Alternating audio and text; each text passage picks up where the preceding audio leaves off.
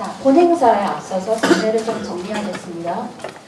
네, 많은 인원이 참석한 특강인 관계로 강의 진행에 지장이 되지 않도록 핸드폰은 무급으로 하시든지 꺼주시기 바랍니다.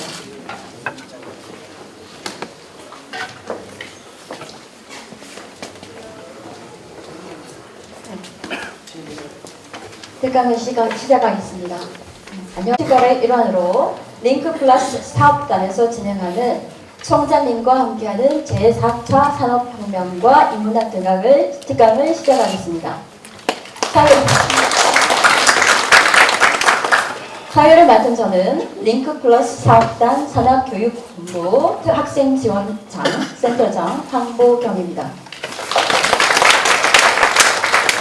먼저 우리 대학의 원광 플러스 페스티벌 주간과 인문 주간을 맞아서 총장님 이하 대학 구성원들이 이렇게 뜻깊은 행사를 함께 할 수 있어서 대단히 기쁘게 생각합니다. 이 귀한 자리를 마련해 주신 인문대 학장님 이하 인문대학 관계자 여러분 감사드립니다. 그리고 무엇보다도 바쁜 일정 중에서도 시간을 할애하셔서 저희 링크 플러스 사업단의 특강 요청에 기꺼이 응해주시고 또한 지금 가장 핫한 화두로 떠오르고 있는 제4차 산업혁명 그리고 인문학에 관한 특강을 준비해주신 김도종 총장님께 감사의 인사 올립니다. 저희 링크 플러스 사업단 학생지원센터는 여러 사업을 진행하고 있습니다.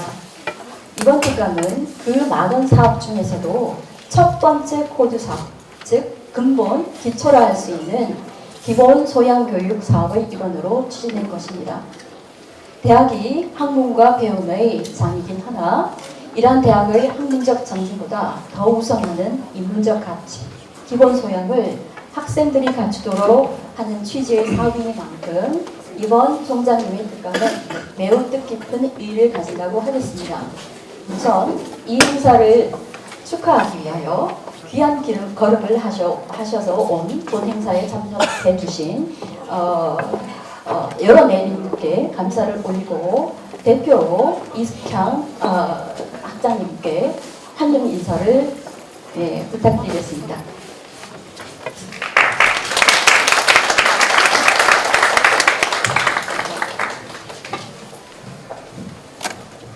네, 안녕하십니까. 방금 소개받은 인문대학장 이숙향입니다.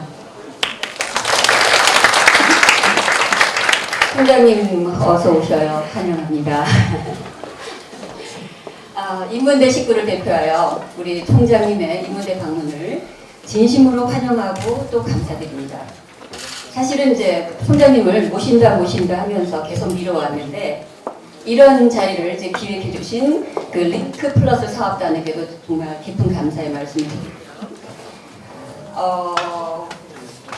혹시 이제 여기 계신 분들 전부 다 우리 총장님께서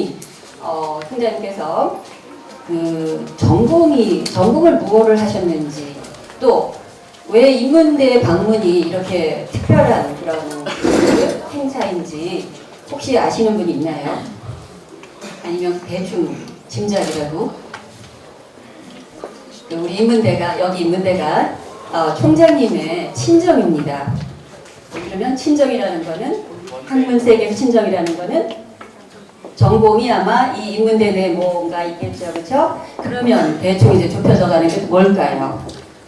문학, 철학, 사학, 철학입니다. 네, 철학과 교수님이십니다. 네, 잘 아시네요. 네. 그래서 총장님의 특강 제목인 그 제4차 산업혁명과 인문학에서 보듯이 정보통신과 과학기술의 그 정말 비약적인 발전으로 지금 4차 산업혁명이 진행되고 있습니다. 그렇죠? 진행 중이에요, 사실은. 그 과학 영화에서나 이렇게 있을 법한 걸 봐왔던 우리가 과연 우리 인간에게 우리 이 세상이 지구상에 날 수 있을까 하던 그 먼 미래에다 있을 법한 그런 일들이 지금 현재에 와 있습니다.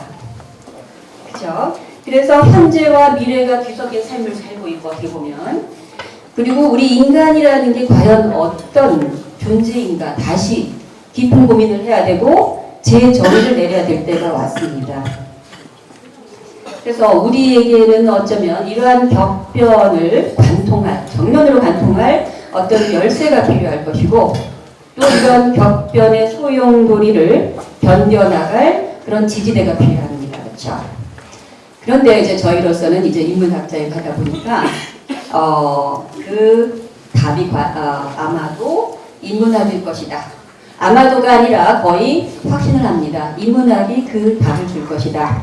그래서 오늘 그 인문학의 가치와 이런 역할, 인문학의 가치와 역할에 대해서 그 새 시대의 주인공이 여러분이죠. 그 여러분들에게 그 명확한 답을 주실 분이 바로 한 발짝 그 누구보다도 한 발 앞서서 시대에 대한 고민과 사유를 하시는 철학자, 우리 원광대학교 자랑이신 김도종 총장님이십니다. 한번 박수를 좀 보내주실까요? 네. 총장님의 그런 멋진 강연 기대합니다. 고맙습니다. 학장님 감사드립니다. 그럼 특강에 앞서 간략히 총장님의 양력을 소개해드리겠습니다. 총장님께서는 1987년 본교 원광대학에서 철학박사를 취득하셨고 이후 본교 철학과에서 재직하시며 후학 양성에 힘써오셨습니다. 또한 대학 철학회 회장, 인문대 회장, 사단법인 국제문화학회 이사장을 역임하시는 등 학문뿐만 아니라 사회적 여러 분야에서도 왕성한 활동을 해오셨습니다. 아시다시피 2014년 12월부터 본교 총장님으로 현재까지 재직 중이십니다. 매우 많은 활동과 수상 내역 중 본 특강과 관련성이 있는 것 몇몇만 소개해 드리자면 현재 전라북도 창조경제혁신센터 이사장을 맡고 계십니다.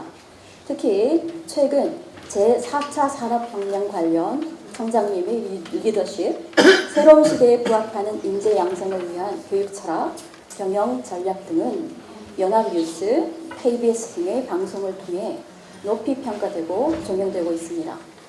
그 결과 지난 한 해만 하더라도 대한민국 CEO 리더십 대상, 한국을 빛낸 창조경제인상, 올해의 신성장기업 경영인상, 한국 경제를 움직이는 CEO, 대한민국 경제리더 대상 등을 수상하셔서 우리 대학의 위상을 대외적으로 크게 높이는 데 기여하셨습니다. 그럼 본 행사 특강 진행에 들어가겠습니다. 총장님을 무대로 모시겠습니다. 큰 박수로 따뜻하게 맞아주시기 바랍니다.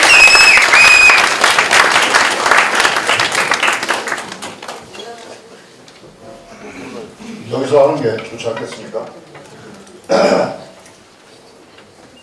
여러분들 대단히 반갑습니다. 이 강의실에서 수업을 해본 지가 몇 년 만이 됐습니다. 내가 대단히 섭섭한 것은 내 수업을 받고 나에게 그 학점을 받은 학생들이 지난 2월을 계기로 해서 완전히 졸업되고 지금 현재 재학하고 있는 사람들은 제 수업을 받은 사람이 없어요. 이런 점에서 매우 섭섭하게 생각을 했는데 오늘 다시 인문대를 찾아와서 여러분들을 만나게 된 것 대단히 반갑습니다. 이게 총장이 돼서 제일 섭섭한 것 중에 하나가 강의실에서 학생들을 만날 수 없다는 거예요. 이런 기회를 만들어주신 인문대의 학장님 링크 사업단에게 내가 오히려 고맙게 생각을 합니다. 이제 모처럼 여러분들과 함께해서 대단히 고맙습니다. 요즘 신문에 보면 4차 산업혁명이라고 하는 단어가 한 번도 빠지는 날이 없습니다. 모든 신문이 4차 산업혁명이라는 단어가 항상 붙어 다니죠. 그리고 웬만한 사람들은 앞으로 나와서 말할 때마다 4차 산업혁명 얘기를 해요. 그리고 이 4차 산업혁명에 따라서 이 사회가 어떻게 바꿔져야 될 것인가. 모든 대학이 4차 산업혁명을 대비해서 뭘 어떻게 해야 된다. 이렇게 얘기하는데 과연 그리고 이 4차 산업혁명의 핵심은 융합이고 그리고 융합의 핵심은 인문학이다. 이런 기본적인 정답 같은 이야기를 많이 하고 있어요. 오늘 이런 문제들에 대해서 좀 해답을 얻어보도록 하겠습니다. 여기 앞에 앉아 있는 사람들 일어나세요. 잘라면 저 뒤로 가야 앉아 있고 여기서 참 앞에 앉아서 자면 좀 미안하잖아. 내가 거기 저 옆에 앉아 있는 학생도 좀 떼어주고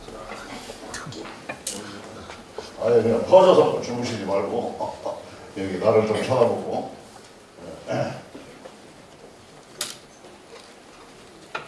인문학이라고 하는 것은 무엇이냐? 이것을 먼저 얘기를 좀 해보도록 하겠습니다.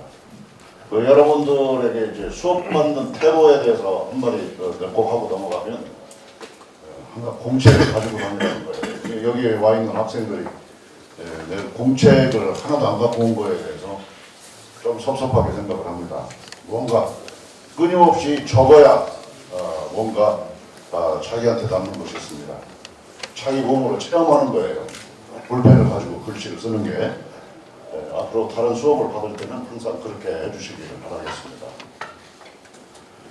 인문학이라고 하는 건 뭐냐? 이거에 대해서 먼저 우리가 좀 알아야 될 필요가 있습니다. 인문학이라고 하는 것은 이러한 종류의 질문에 대답하는 거예요. 맨 처음에 나는 어디서 왔는가? 우리 이 학장님이 지금 제주도 출장 가셔야 되는데 지금 나가시죠. 네, 학장님의 고향은 제주도예요. 근데 뭐 나는 제주도에서 왔다, 나는 서울에서 왔다. 그렇게 해서 왔는가? 나의 부모님은 누구다? 이런 저런 것을 떠나서 나는 어디에서 왔는가? 이런 얘기를 이런 질문에 대해서 우리가 생각해 볼 수가 있습니다. 이런 거에 대해서 정말 그것을 추적해 보는 거. 나의 유래가 어디에서 왔는가? 나의 전생은 무엇인가? 나는 죽어서 어떻게 될 것인가도 생각해 볼 수도 있고요. 이러한 질문에 대답하는 거. 그 다음에 내가 왜 사는가? 이런 문제에 대해서도 굉장히 우리가 생각을 해봐야 됩니다. 나는 무엇 때문에 살지? 내가 오늘 밥을 먹는 이유가 뭐지? 뭐 살기 위해서 먹느냐, 먹기 위해서 사느냐, 이러한 질문도 있습니다. 정말 여기에 대답해 보는 것도 인문학이에요. 그 장난 같은 질문이지만 정작 얘기를 해보려고 한다면 굉장히 심각한 얘기를 우리가 할 수가 있어요. 또 가장 중요한 것 중에 하나가 나는 어떻게 생각하는가. 제가 지금 여러 가지 생각을 하잖아요. 과거를 떠올리게 되고 뭐 책을 읽어서 새로운 것을 알고 나는 아는데 저 친구는 모르고 있는 거. 저 친구는 아는데 나는 알고 있는 거. 내가 이러한 지식을 어떻게 알게 됐지? 내가 이러한 가치를 어떻게 알게 됐지? 이러한 것을 생각을 해보는 거예요. 근데 나는 어떻게 생각하는가? 그러니까 이제 철학적으로 얘기하면 이게 존재 철학적인 질문이고 이건 가치 철학적인 질문, 이건 인식 철학적인 질문이다. 이렇게 얘기를 하는 거예요. 이게 이제 우리가 인문학을 출발할 때 문학, 역사, 철학 할 것 없이 인문학을 할 때 맨 처음에 우리가 질문하는 내용들이다. 이런 질문을 하지 않으면은 인생의 말년에 가서 굉장히 괴롭게 됩니다.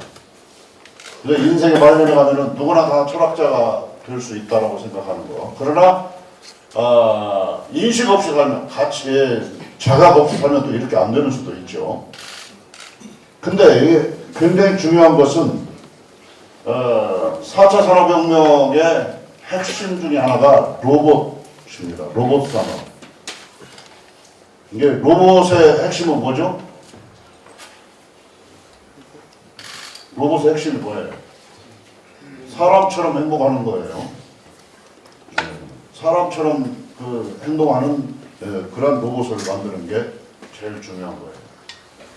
그래서 이제 로봇 비서도 두고 이렇게 하려고 한다면, 그래서 사람이 생각하는 방법으로 로봇을 생각하게 만드는 거죠. 그래서 그러면 사람이 어떻게 생각하느냐? 그래서 사람은 뇌 구조를 연구해요. 그래서 뇌과학이 그래서 발달했어요. 그래서 엘리트 과학자들이 뇌과학 연구에 집중하고 있고, 근데 이것이 인지과학이에요. 그리고 인지과학적인 인식을 이걸 철학적으로 어떻게 해석해야 될 것인가 라고 얘기하는 게 인지철학, 코그니티브 필라소피라고 하는.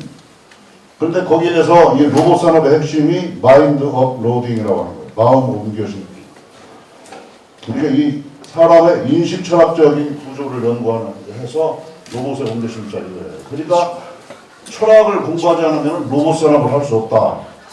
우선 첫 번째 질문부터 우리가 이렇게 얘기할 수가 있어요. 여기 학생들 이러라고. 따라서 한번 같이 읽어보세요. 마인드 업 로딩. 마인드 업 로딩. 마인드 업 로딩. 마인드 업 로딩. 요거 단어 하나만 알고 가더라도 여러분들 오늘 이 자리에서 이제 출석 카드 가지고 강제로 끌고 왔는지도 모르지만 앉아서 강제로 끌려온 게 얼마나 다양한 일인가 이렇게 알 수 있는 그런 기회를 갖기를 바라겠습니다.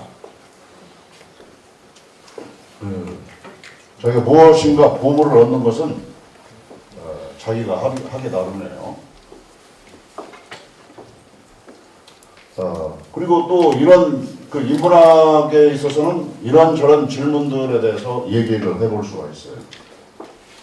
몸과 마음의 관계는 뭐냐?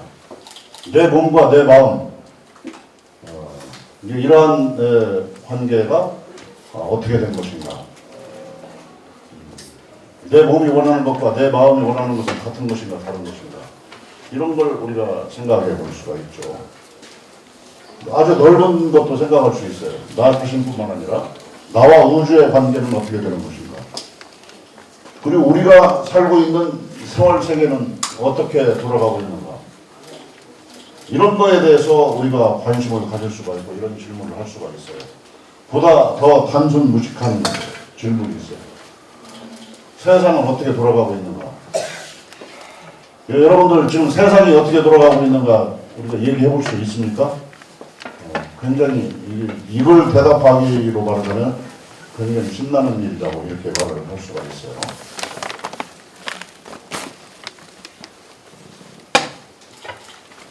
결과적으로 우리가 조금 더 이 인문학적인 질문을 포괄적으로 얘기하면 우리는 무엇을 알 수 있고 우리는 무엇을 할 수 있는가? 우리가 도대체 뭐 이 우주에 대해서 나 자신에 대해서 우리 주변 사람들에 대해서 우리가 알 수 있는 건 뭐고 그리고 우리가 어디까지 할 수 있는가? 우리가 달나라에 갈 수 있다. 이런 생각을 우리가 할 수 있었고 그대로 또 실천했죠. 우리나라 사람들이 어디까지 할 수 있을까? 대한민국이 어디까지 성장할 수 있을까? 최근에 평양에 다녀온 중국 학자들 얘기를 들었는데 우리나라 사람들이 그 북한의 젊은 엘리트 학자들이 그런 말을 한대요. 대한민국은 집 앞도 못 찾아 먹는 나라다. 이렇게 얘기를 해요. 집 밥을 어떻게 못 찾아 먹느냐? G7에 들어가야 되는 나라가 대한민국이다 이거야. 이제 북한 사람들이 그런 생각을 해요. G7, 그 G7이 이제 7개 주요 국가라는 말이지. 거기에 인구 5천만 이상 국가에서 3만 달러의 국민 소득을 이룩한 나라가 그렇게 이 지구상에 많지 않다는 얘기예요. 근데 캐나다가 G7에 들어가 있는데 캐나다의 인구는 2,500만이에요. 우리나라의 절반밖에 안 돼요. 땅덩어리는 넓지만. 그래서 캐나다를 빼고 한국이 G7에 들어가야 되는데 한국은 집 앞도 못 찾아 먹고 있다. 이렇게 얘기를 해요. 굉장히 재미있는 얘기잖아요. 그래서 이게 북한 학자가 그렇게 얘기를 했다고 해서 찾아보니까 정말 그래요. 왜 한국 사람들이 집 앞을 못 찾아 먹고 있는가 생각을 해봤더니 이런 인문학적인 사고를 못해. 아셨습니까? 우리가 무엇을 알 수 있고 무엇을 할 수 있는가? 우리가 분명히 G7에 들어가 있는데 G7에 들어가 있던 사실을 생각을 못하고 있는 거야. 이 인문학을 제대로 안 했기 때문에 그렇다. 한마디로 이렇게 말을 할 수 있어요. 아시겠습니까? 예. 좀 큰 소리로 대답을 해봐. 아시겠습니까? 예.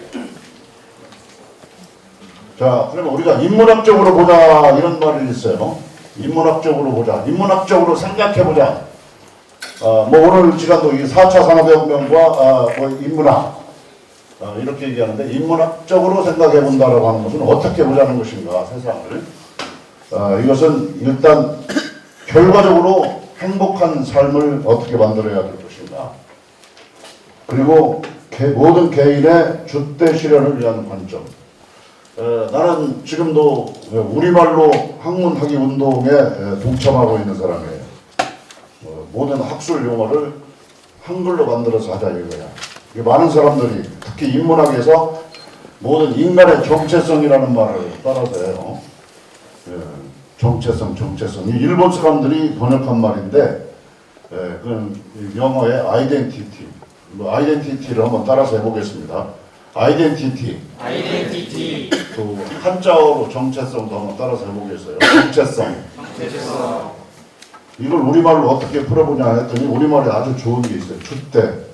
주대라고 하는 말은 설명하지 않아도 여러분들이 뭘 뜻하는 것인가 잘 알 수 있죠. 예. 그렇습니까? 안 그렇습니까? 그렇습니다.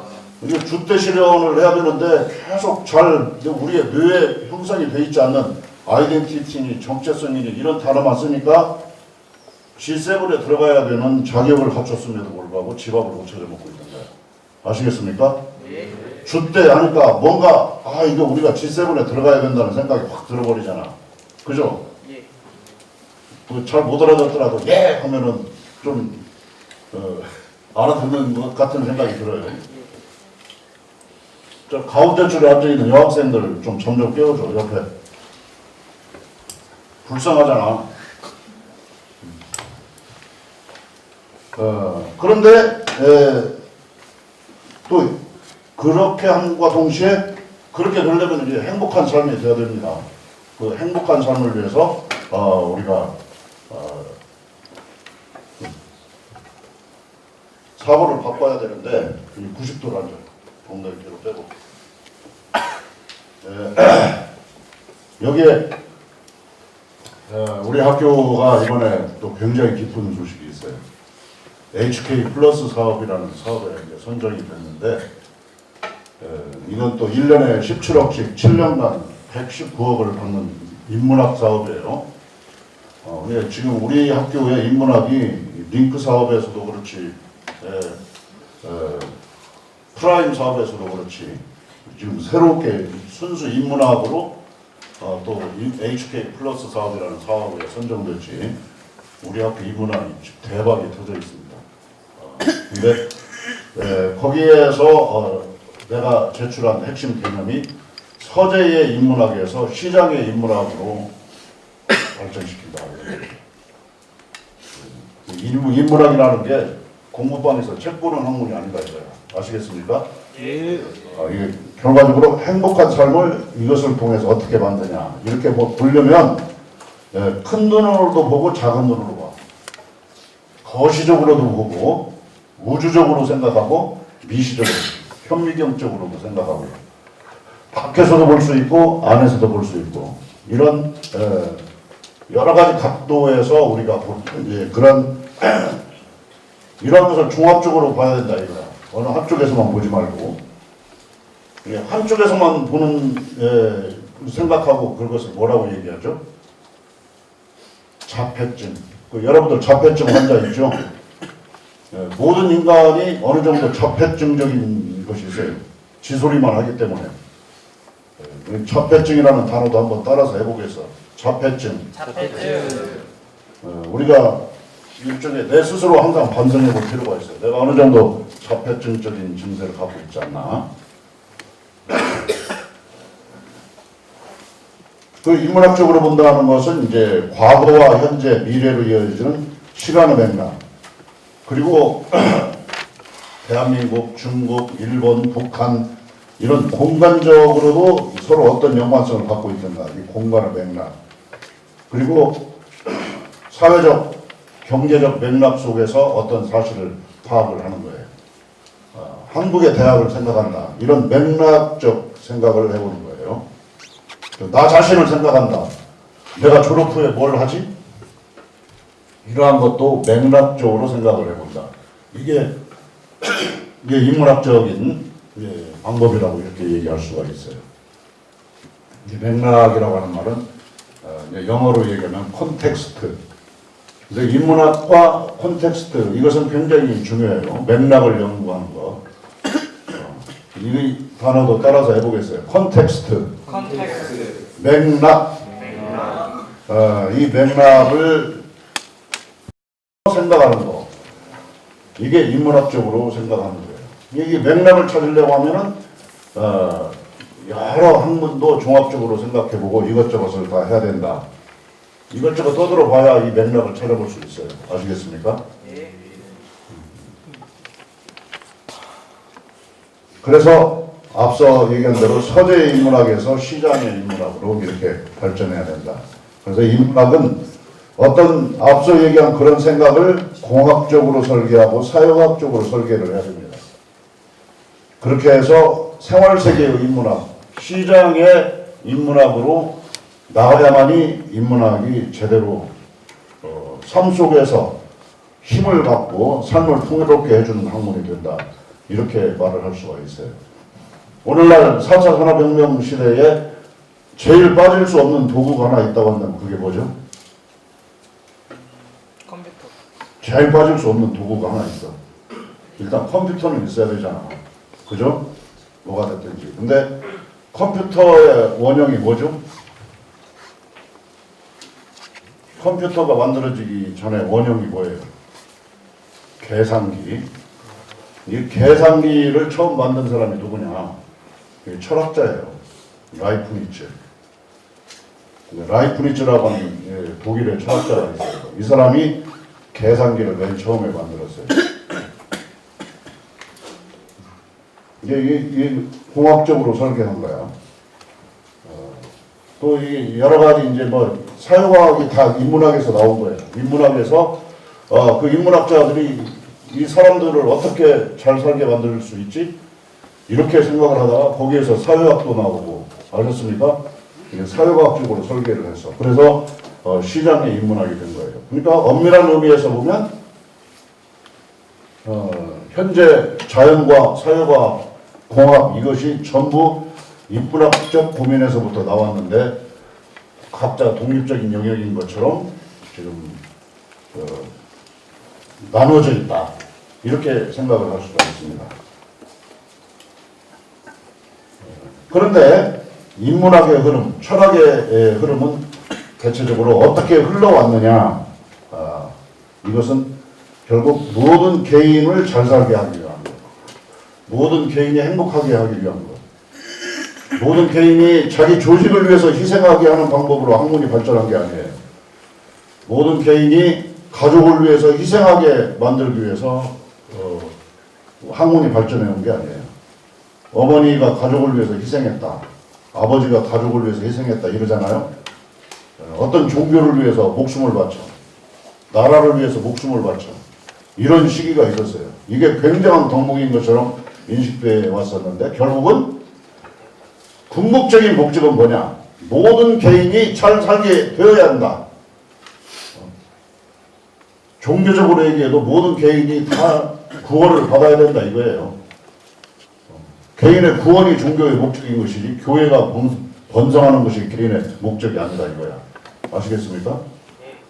종교도 개인을 위해서 존재하고 국가도 개인을 위해서 존재하는 거예요. 이제 우리 학교도 여러분들을 위해서 존재하는 거다. 이러한 운영 원칙을 가지고 있어요. 여러분들을 위한다는 게 뭐냐? 졸업하고 자기 인생을 제 힘으로 헤쳐나갈 수 있는 힘을 길러준다. 그게 학교의 제일 중요한 목적 아닙니까? 학교를 졸업하더라도 여러분들 부모님 도움으로 아니라 여러분들 힘으로 살아가야 될 거 아니야. 그 여러분들 힘으로 살아갈 수 있게 하는 능력이 뭐냐? 창업 능력을 갖게 하는 거다. 졸업하고 이 사회라는 망망대해에 나갔는데 내가 무엇을 할 수 있고 무엇을 할 수 있는가 이런 질문을 가지고 창업을 해라 이런 얘기야. 아셨습니까? 예. 근데 왜 창업이 돼야 되느냐 뭐 이런 것을 조금 이따 얘기했지만 결국 개인의 주대를 실현하는 방법으로 모든 학문은 발전해 왔다. 그러니까 여러분들 원광대학을 위해서 학교 다니는 거 아니잖아요. 그죠? 여러분들 자신을 위해서 다니고 있어요 지금. 그리고 여러분들이 누구를 위해서 희생하기 위해서 인생을 사는 게 아니야. 결국 나의 행복을 위해서 사는 거죠. 자, 이제 산업혁명이라는 거에 대해서 이제 4차 산업혁명과 인문학이잖아. 산업혁명이 뭐냐 이거에 대해서 우리가 좀 이해를 해야 되겠어요. 인간에 대한 여러 가지 규정이 있어. 인간은 이성적인 동물이다. 뭐 인간은 도구를 사용하는 동물이다. 인간은 유기를 즐기는 동물이다. 뭐 이게 호모 사피엔스, 뭐 호모 파베르, 호모 루덴스, 뭐 호모 여러 가지 그런 규정들이 있는데 제일 핵심적인 개념 중에 하나가 이제 호모 파베르예요. 이것도 따라서 읽어보겠어. 호모 파베르.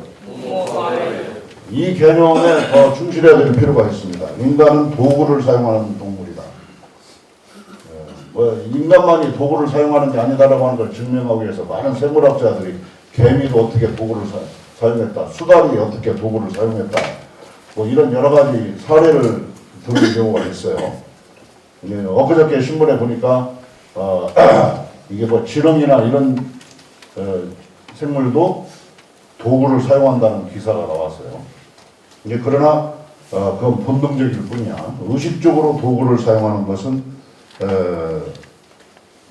인간만이 그렇게 한다 그러는데 최초의 도구 혁명이 뭐냐? 쟁기를 발견. 이 쟁기 나를 만드는 이게 보습이라고 그래요. 이게 이집트에서 만들어진 보습이 인류 역사에서 제일 오래됐다고 합니다. 이 보습은 우리나라 요 근래의 산골 동네 모습이지만 이 쟁기를 발명하기 이전에 인간은 뭐냐? 주워 먹는 시대. 가족끼리 떠돌아다니면서 주워 먹는다 이거예요. 이 유목 시대, 채집 시대, 이러한 시대인데 거기 좀 옆에 있는 사람들 깨워가면서 듣자 같이. 대학교 4년 다니면서 주무시면서 4년을 졸업할 수는 없잖아. 잠만 자고 출석만 잘하면은 C학점은 대충 유지를 하고 이런 식으로 대학에 다녀서는 안 됩니다. 근데 주워 먹고 다녔는데 쟁기로 갈아가지고 농사를 씨앗을 뿌리고 농사를 지니까 단위 면적당 생산량이 1100배 증가했어요. 그러니까 마을을 만들고 살 수가 있었다.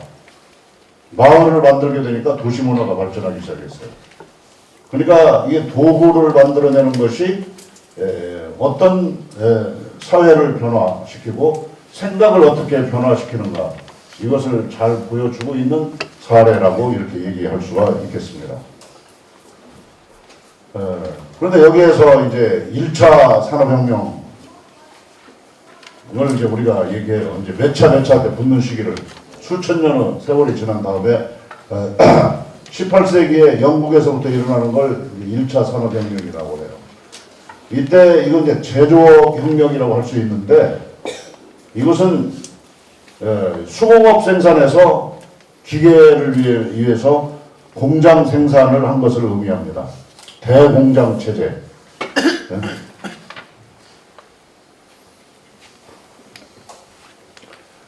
이게 대공장 체제가 시작된 거, 공장이라는 게 만들어진 거. 그러니까 대장간 생산에서 공장 생산으로 옮겨졌다. 그러니까 수공업 생산에서 공장 생산으로 옮겨졌는데 이 핵심이 증기기관을 통해서 또 화석 연료를 이용해서 에너지를 얻어내는 그러한 생산을 하게 된 거다. 이걸 말을 할 수가 있습니다. 이게 1차 산업혁명입니다. 이제 2차 산업혁명은 이제 19세기에서 20세기 초반까지 이루어지는 건데, 이제 19세기에 여러분들이 잘 아는 에디슨, 전기라고 하는 존재는 옛날부터 알았어요. 그리스 시대 때부터. 그리스 시대 때부터 이 철학자들이 정전기 현상이 있다는 것을 알았어요. 근데 이것을 과학적으로 규명해내고 이제 산업적으로 이용하게 된 것은 에디슨이에요. 거기에서 전기 에너지를 가지고 동력을 일정하게 공급할 수 있는 시스템을 만들게 됐어요. 그래서 컨베이어 벨트 생산, 그냥 공장에서도 수많은 노동자들이 모여가지고 생산하는 게 아니라 컨베이어 벨트에 흘러가면서 조립하는 이러한 이제 생각이 시작됐고, 어떠한 품종을 대량으로 생산하는 시스템을 만들게 됐어요. 그리고 여기에 이제 분업주의라고 하는 방식이 만들어지게 된 거야. 이 분업주의 모델을 맨 처음에 보여준 것이 미국의 유명한 포드 자동차 회사였습니다. 전기 에너지를 이용해서 자동화 시스템을 만들고 분업적인 시스템. 그러니까 노동자들이 어느 한쪽에서 이 나사만 계속 이쪽 나사만 조이고 컨베이어 벨트 타고 가면 저쪽에서 또 저쪽 나사만 조이고, 지금도 현대 자동차 공장에 가면 그렇게 하고 있어요. 이제 과거에는 노동자들이 다 붙어서 하던 걸 지금 로봇이 나사를 조이고 있어요. 아셨습니까? 링크 사업단에서 말이죠. 이게 학생들 인솔하고 현대자동차 공장 견학도 한번 시키고 그랬어요. 그래서 학생들이 자동차가 어떻게 만들어지는가, 뭐 이렇게 이런 걸 봐야 뭐 현장을 아는데 이렇게 졸 생각이 안 나요. 그런데 산업 현장을 다녀봐야 이렇게 졸고 있다는 것은 내 인생 진짜 구렁텅이에 처박힌다. 뭐 이제 고속도로에 보면 졸면 죽는다라고 하는 말이 있는데, 여러분들이 그런 이 삶의 현장을 떠돌아다녀 봐야 졸다가는 내 인생 구렁텅이에 처박힌다. 이런 긴장감을 가질 수가 있는 거예요. 여러분들 다 죽음의 공포가 있잖아. 그죠? 내가 죽는다 이런 말이야. 살으려면 내가 어떻게 해야 되는가? 여러분들이 지금 여기서 졸고 있는 사람들은 그런 삶에 대한 긴장감이 없는 사람들이라고 나는 생각해. 여러분들 앞에 바로 이제 구렁텅이가 낭떠러지가 있는데도 불구하고 낭떠러지를 인식하지 못하고 있는 그러한 삶을 우리가 살았으면 안 된다. 근데 저간 이 분업주의가 전 세계의 사회 체제를 만들었습니다. 그래서 이 분업 체제, 분업이 가장 이상적인 이 사회적 생산 방식이다 이렇게 생각을 하게 된 거예요. 그래서 대학도 그렇게 바꿔줬어요. 인문대학, 대학. 옛날에는 인문대학하고 자연대학하고도 다 붙어 있었어. 물리과대학 이렇게. 근데 그것마저 다 분해했어요. 뭐 이제 극단적으로 분해를 하는 거야. 동양사학과, 서양사학과, 국문과가 있고 문예창작과 따로 띄워놓고 동양철학과, 서양철학과도 나누는 학교가 있고, 이제 이런 분업 시스템에 의해서 지금까지 종합대학도 유지가 됐다. 이렇게 생각을 하면 됩니다. 근데 이때 생기는 또 하나가 제3차 산업이 생겨나요. 제조업 2차 산업에 대해서 3차 산업이 만들어졌다 이거야. 그게 이제 3차 산업 하면 무슨 산업을 말합니까? 서비스 산업. 그래서 서비스 산업의 핵심은 뭐냐? 금융산업이에요. 이 금융산업인데, 이 금융은 주식회사를 말하는 거예요. 은행을 말하는 것보다도 큰 돈을 모아가지고 큰 회사를 만들어야 대량 생산을 할 수가 있다 이거야. 그러니까 개인이 아무리 돈이 많다 하더라도 이 주식회사가 미국에서 확정적으로 발달하기 시작했는데, 미국의 동쪽에서 서쪽까지 철도를 놔야 되겠어. 개인이 아무리 돈이 많아도 안 되는 거예요. 주식회사를 만들어서 여러 사람의 돈을 모아서 회사를 키워가지고 그 돈으로 철도를 건설한다. 이런 얘기예요. 그런데 이런 점에서 이 금융 자본주의가 20세기 말에 이제 확고하게 자리 잡게 된 거예요. 근데 그 소위 월가가 자리를 잡게 됐다. 월가가 세계를 지배하게 됐다. 이 금융 자본주의. 그러니까 이 산업혁명의 이제 2차 산업혁명의 끝부분에 그게 이 금융 자본주의라는 게 나온 거야. 여러분들 이 금융 자본주의도 한번 따라서 읽어보겠어요. 금융 자본주의. 금융 자본주의.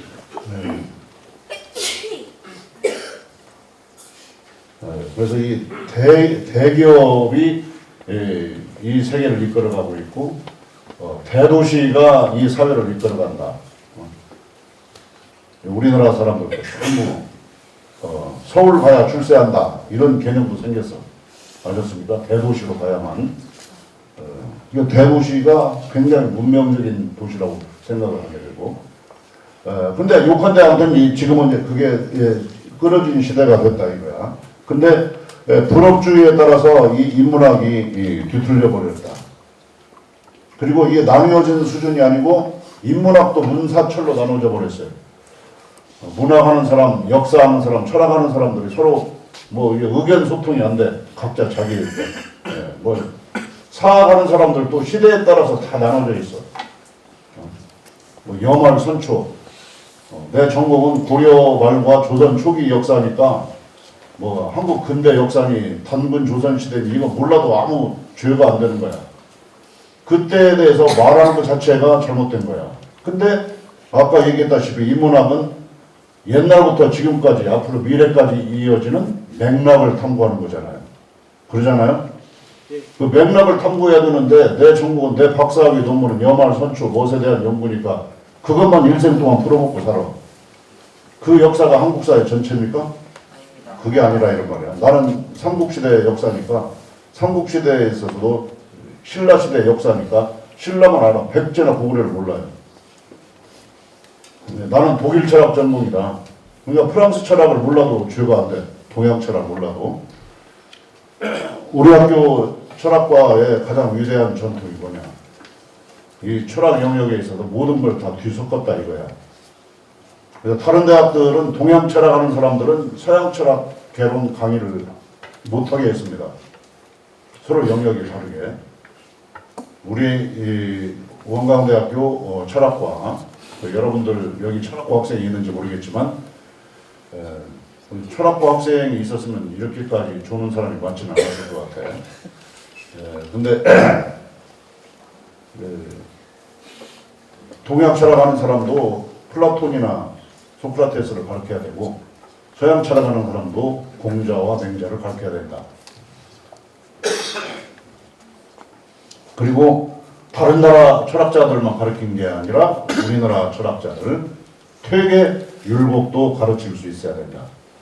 이런 얘기 이렇게 해서 동양 철학 전공자나 서양 철학 전공자나 할 것 없이 더 융합적으로 가르쳤다.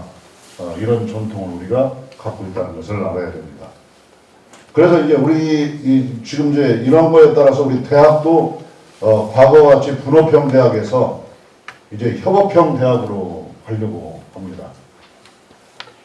그냥 말만 4차 산업혁명 뭐 이런 식으로 하는 게 아니라 그 여러분들이 따라서 한번 읽어보겠어요. 협업형 대학. 컨버전스 유니버시티.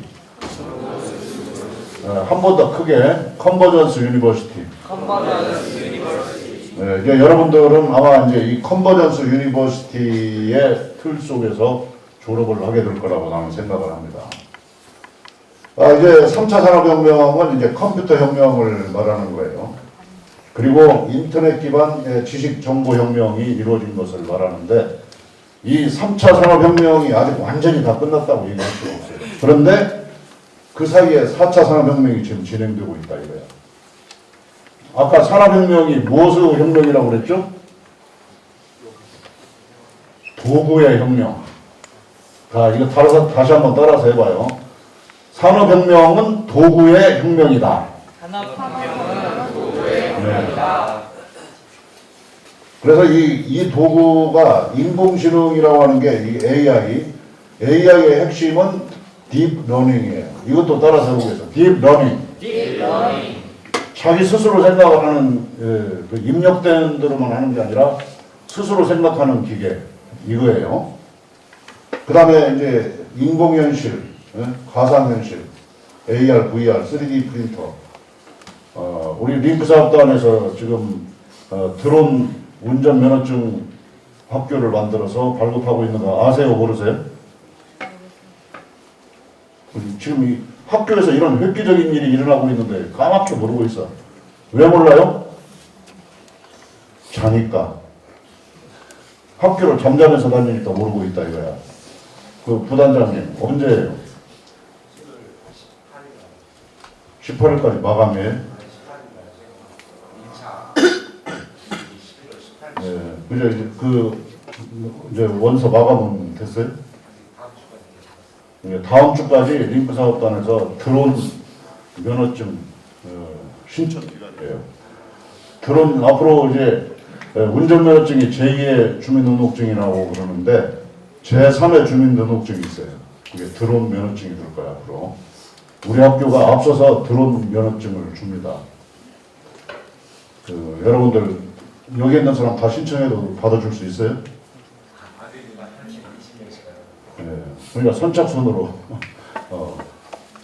빨리 이제 이렇게 하시기 바랍니다. 이게 클라우드 기반 빅데이터, 스몰데이터, 로봇, 자율주행차 이런 것들이 지금 그 3차 산업혁명의 뒤끝에서 계속 나오는 새로운 도구들이에요. 이게 아셨습니까? 이게 이러한 것들이 만들어지는 데 있어서 이 도구의 혁명이 개인 맞춤형 사회가 가능하게 만드는 거야. 내가 무엇을 쓸 수 있는가? 나에게 맞는 소비, 개인 맞춤형 소비를 할 수 가능하게 하는 도구들이에요. 나의 취향에 맞게, 나의 목적에 맞게 어떤 지식을 이용하고 어떤 도구를 이용할 수 있는 그런 방법으로 만들어지고 있다. 아까 이 철학이나 인문학의 흐름도 개인의 주체 실현이죠. 이 4차 산업혁명을 통해서 만들어지는 여러 도구들이 그렇게 개인의 정체성, 개인의 주체를 실현할 수 있도록 개인의 소비를 만족할 수 있게 하는 그러한 방향으로 진화하고 있다. 이런 얘기를 할 수가 있어요. 그래서 여기까지 이제 보게 되면 이제 산업자본주의와 금융자본주의 1차, 2차, 3차 산업혁명에 이르기까지 이제 대량 생산을 왜 해야 됐느냐, 어떤 대량 생산을 왜 했느냐라고 하는 이유가 바로 물질적인 욕구를 실현해야 했기 때문에 그렇게 됐다. 이게 물질적인 욕구의 세 가지 범주가 의식주예요. 여러분들 다 먹어야 되잖아요. 응?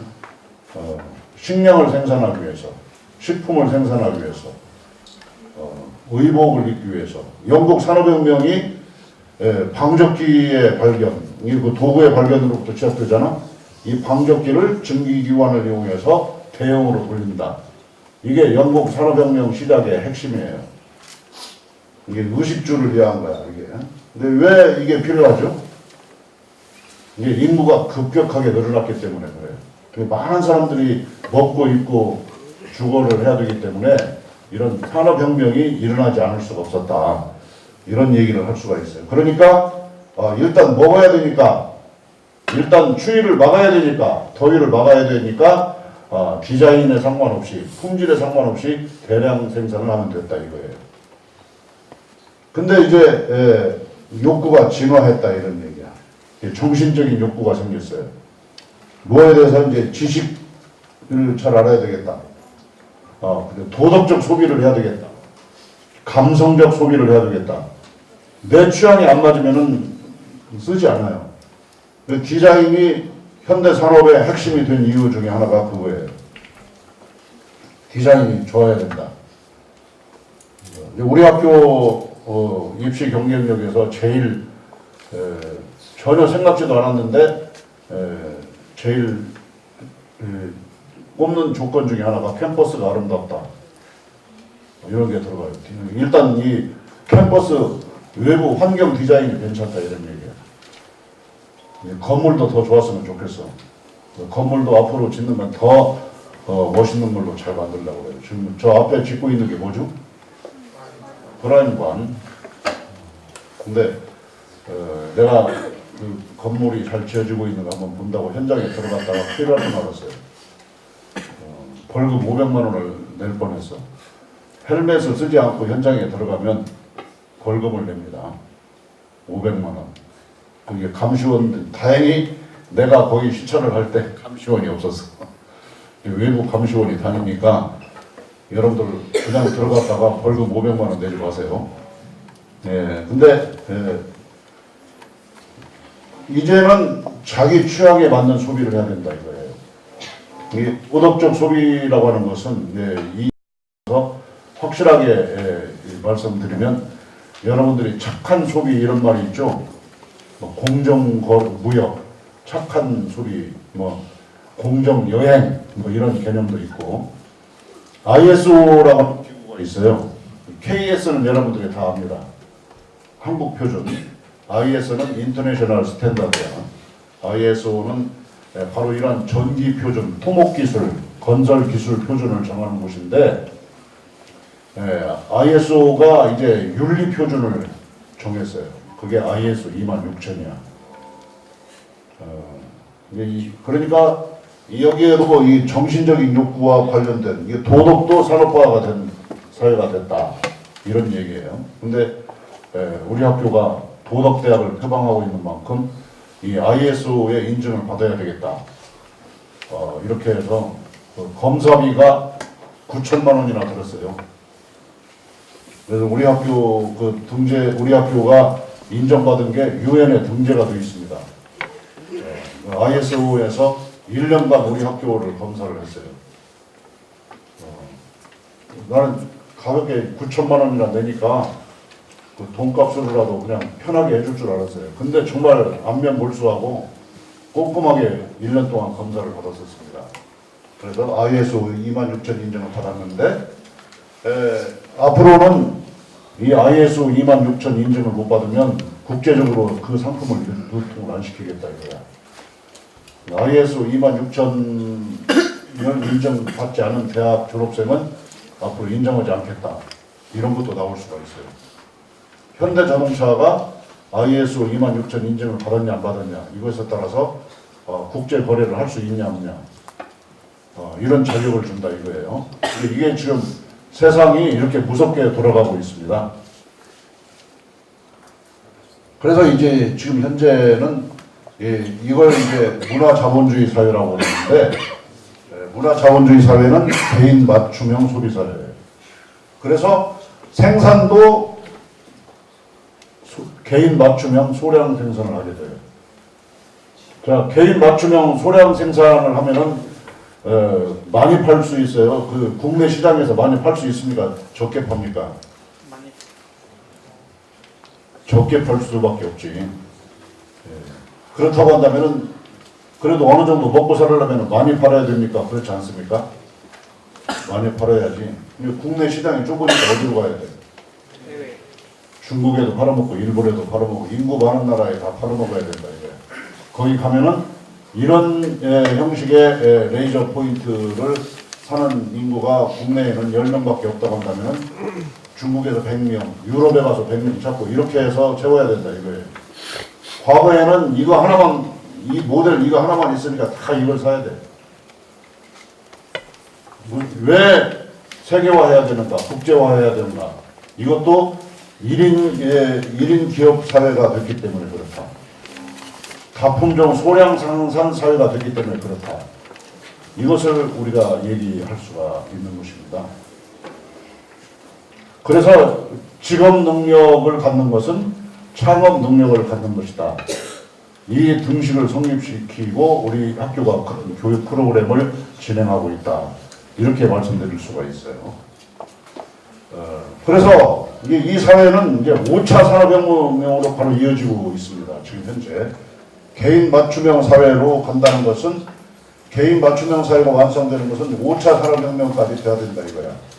이 사회는 다층 사회, 다중 사회로 이루어지고 있어요. 지금 현재 이게 좀 어려운 말인데 이거 따라서 한번 읽어보겠어요. 코넥토그라피. 이 코넥토그라피의 한 내용이 블록체인이라는 거예요. 이 블록체인이라고 하는 것은 이제 뭐냐면 이 말 많이 들어봤어요? 안 들어봤어요? 처음 들어봤어? 이 생소하다고 얘기하지 말고 이게 4차 산업혁명이라는 말과 함께 우리나라 모든 신문에 하루도 빠짐없이 등장하는 단어 가운데 하나가 블록체인이야. 그러니까 이게 주무시고 계시니까 이런 걸 모르는 거예요. 이게 블록체인 학과를 우리가 지금 만들려고 그래요. 아셨습니까? 여기에서 아주 중요한 게 그런 부분이 있어요. 이 블록체인이라는 것은 여러분들이 우리나라 전통시장에서 사용하는 온누리 상품권이라는 걸 알아요, 몰라요? 온누리 상품권은 다 알아요. 그건 이제 온누리 상품권을 대한민국 정부가 발행했습니까? 지자체들끼리 지역사회에서 전통시장끼리 만든 거예요. 이게 그 온누리 상품권 연계하는 시스템을 블록체인이라고 하는 거예요. 아셨습니까? 그것을 좀 더 영어로 얘기하면 코넥토그라피, 어떤 하나의 가치를 중심으로 해서 그 하나 왕을 형성한 것을 말하는 거예요. 아시겠습니까? 이게 최신 지식을 여러분들이 배워야 돼. 이거. 그런데 온누리 상품권은 뭘로 돼 있어요? 종이로 돼 있잖아. 근데 이 블록체인에서 사용하는 이것을 블록 하나 자기들끼리 끼리끼리 그룹 지어진 연결망이다 이거야. 블록. 한 블록 두 블록 그러잖아. 그죠? 블록끼리 연결돼 있다.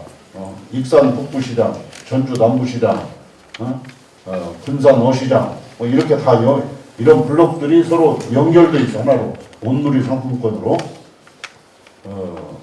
근데 온누리 상품권은 종이로 되어 있는데 여기에 핸드폰으로 결제하게 만드는 것이 비트코인이야. 아시겠어요? 굉장히 쉽지? 그래서 이것을 만들려고 한다면은 이게 이제 어떠한 가치를 공유하고 있는 사람들이 같이 만나게 되느냐.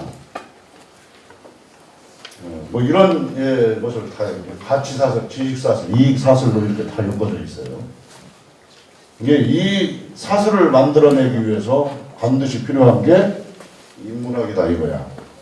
앞서 인문학이 뭔가 이런 얘기를 했죠. 했습니까? 안 했습니까? 했습니다.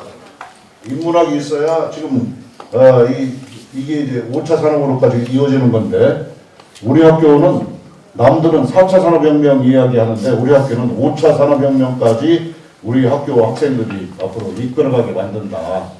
이런 취지에서 지금 하고 있는 거예요. 가치사슬, 지식사슬, 이익사슬. 이렇게 이제 말하자면 그 어떤 종류의 나도 좋아하는 배우 한 사람이 교통사고로 죽었어. 근데 소위 팬클럽이라는 거 있잖아요. 팬클럽이라는 것도 일종의 하나의 블록체인이라고 생각을 하면 돼요. 저들끼리 공유하는 뭐 캐릭터도 있고 막 그러잖아. 저들끼리 뭐 공유하는 장표. 이게 다층 사회라고 하는 것은 이런 여러 가지의 가치에 따라서 만들어내는 거예요. 그러니까 여러분들이 사람들이 지금 뭘 좋아할 것 같다. 사람들은 뭘 생각하고 뭐 어떤 목적으로 지금 살고 있고 이런 것에 따라서 자꾸 만드는 거예요. 아셨습니까? 그런 것에 따라서 자꾸 사슬을 만들어 체인. 이것이 인문학적인 기술이다 이거야.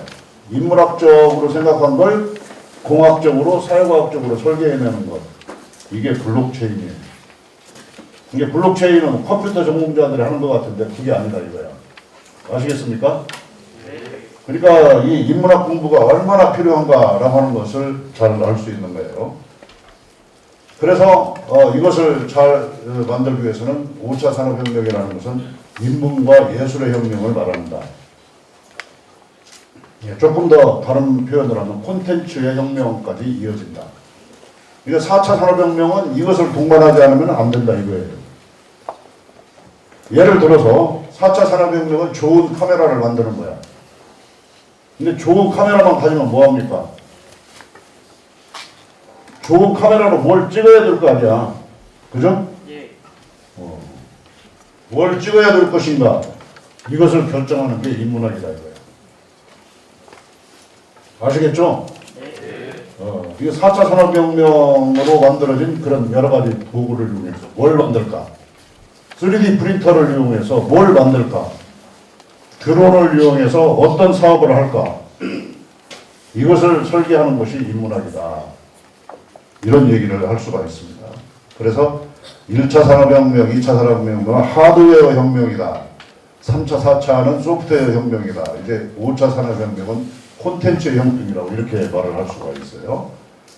그래서 이 소프트웨어와 콘텐츠의 혁명을 우리가 동시에 해보자. 이게 우리 학교가 마련하고 있는 여러 가지 교육 프로그램인 것입니다. 여러분들이 이러한 것을 좀 잘 알아서, 그러니까 이제 잉크 사업단, 프라임 사업단, 뭐 인문학 연구소니 뭐니 이런데 노크를 해가면서 아무리 학교에서 부르짖어도 역시 여러분들이 관심이 없으면 집에서 맛있는 음식을 만들어도 귓방에서 잠자고 있으면 먹을 수 있어요, 없어요? 입니다. 집에서 잔치가 벌어져도 못 먹어요. 잠자고 있으면. 의식을 가지고 여기서 뭘 하는가 계속 끼우거리라고. 그러면 여러분들이 대단한 걸 얻어낼 수가 있다. 그래서 이걸 하기 위해서는 이제 이런 걸 결론적으로 얘기를 하는 거예요. 그 인문학적 소통이라고 하는 거. 이게 항상 딴 사람도 배려해주고 소통하고 중요한 거. 결국 배려하고 소통해서 뭘 하는 거냐? 맥락을 알아보는 거예요. 내 인생을 앞으로 어떻게 살아야 될 것인가. 자동차 운전할 때 다 요새 내비게이션 보고 운전하잖아요. 그러니까 모르는 도시에 가도 겁이 안 나.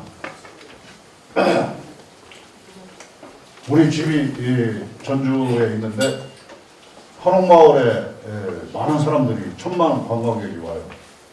길 물어보는 사람이 없어요, 지금은. 다 내비게이션을 갖고 자기가 찾아다니기 때문에. 스마트폰에 내장된 내비게이션을 다 이용해서 찾아다녀요. 그러니까 전주 시민으로서 친절하게 뭘 베풀어 줄래야 줄 게 없어요. 다 저들이 알아서 다니기 때문에. 근데 길 내비게이션은 다 갖고 있는데 인생 내비게이션은 없다 이거야, 여러분들이. 아시겠어요? 이런 것들을 알아서 이게 인생 내비게이션을 만드는 게 인문학적 수련이다. 이렇게 하려고 한다면은 이제 모든 경계를, 학문적인 경계를 다 없애버려야 돼요. 그래서 나는 철학과니까 뭐 철학과 공부만 하고 철학책만 보면 된다. 이렇게 생각하면 안 된다 이거야. 자연대 가서도 들어보고 의대 가서도 들어보고. 아시겠어요? 체육과 가서도 들어보고. 그래서 인문학이라고 하는 것은 이제 4차 산업혁명의 방향을 제시하고 5차 산업혁명으로 열매를 맺게 하는 학문이다. 이렇게 말을 할 수가 있습니다. 그래서 결과적으로 인문학이 이러한 소통과 치유와 상생을 통해서 모든 사람이 자기 줏대를 실현할 수 있게 하는, 그것을 가능하게 하는 학문이 된다. 이렇게 볼 수가 있습니다. 그래서 앞으로의 새로운 산업은 무엇을 통해서 만들어지느냐?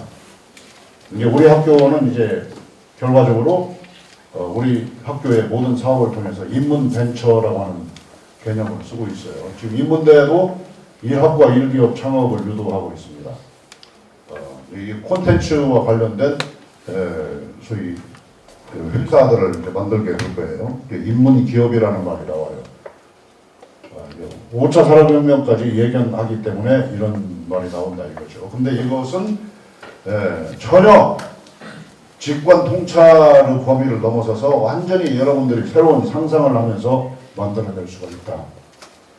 그런데 상상을 할 수 없는 사람은 어떤 사람이죠? 잠자는 사람이야. 그리고 이 시대에는 이제 문화자본주의가 본격적으로 진행되는 시기다. 여기에 여러분들이 내가 숙제 하나를 주겠습니다. 1인 기업이 주도하는 하나의 지금 형태를 말해주겠는데 왕홍 마케팅이라는 게 있어요. 이게 중국에서 최고로 지금 올라가 있는 거예요. 따라서 한번 읽어보겠습니다. 왕홍 마케팅. 왕홍 마케팅. 네, 왕홍 마케팅은 1인 방송 사업자가 1인 방송을 인터넷으로 1인 방송을 다 해요. 이게 1인 방송하는 그 사업자가 아주 뭐 20대 이 사람들이 뭐 몇 억씩의 지금 매출을 올리고 있어요. 1인 방송을 통해서 판매를 하고 있어요.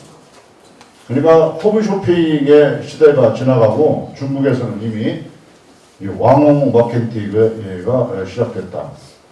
이제 왕홍 마케팅에 대해서 처음 들어봤습니까? 들어봤어요? 인터넷 찾아봐서 이거 확실해서 여러분도 지금도 할 수 있어. 지금 당장 할 수 있는 것이 여러분들이에요. 이런 형식의 마케팅을 여러분들이 바로 창업해서 해도 된다 이런 얘기예요. 이제 이러한 것들은 전체적으로 과연 내가 무엇을 포인트로 할 수 있을 것인가. 인문학이 기반되는 거다. 인문학적 학습을 꾸준하게 하면 저런 상상이 쉽게 이루어진다. 이렇게 말씀을 드릴 수가 있겠습니다. 여러분들, 이게 오늘 인문학과 4차 산업혁명에 대해서 이게 완전히 어거지로 뜯어붙인 얘기가 아니라 이 산업혁명이 인문학을 기반으로 어떻게 진행이 되었고 이 인문학이 5차 산업혁명으로 산업혁명을 과실을 맺게 한다 이런 얘기를 했고 그리고 여기에 따라서 우리 학교가 어떤 교육 프로그램을 가지고 여러분들이 여기에 적응할 수 있게 준비를 해놨는가 이런 거에 대해서 몇 가지 안내를 했습니다. 그러니까 여러분들이 이것에 대해서 좀 충실하게 이해를 하고 거기에 대해서 내가 이렇게 교육 받아보려고 했는데 이것이 뭔가 모자란다. 왜 드론 운전면허증은 20명 단위로만 하냐. 더 많이 해줘라. 이런 요구도 하고 말이야. 그러면 총장이 뭐라고 말하겠어? 예산이 없어서 좀 기다려라. 이렇게 말하겠지. 그러나 그렇게 함에도 불구하고 학생들의 요구가 많기 때문에 이거 더 해야 되겠구나. 이런 생각을 할 수 있고 이렇게 할 수가 있겠죠. 여러분들 좀 더 이 세상을 보는 좀 더 넓은 시각, 인문학적 시각을 갖기 이전에 일단 세상이 어떻게 돌아가는가 이걸 먼저 쳐다보고 우리 좀 자각하고 각성하는 학교 생활을 했으면 좋겠습니다. 여러분 고맙습니다.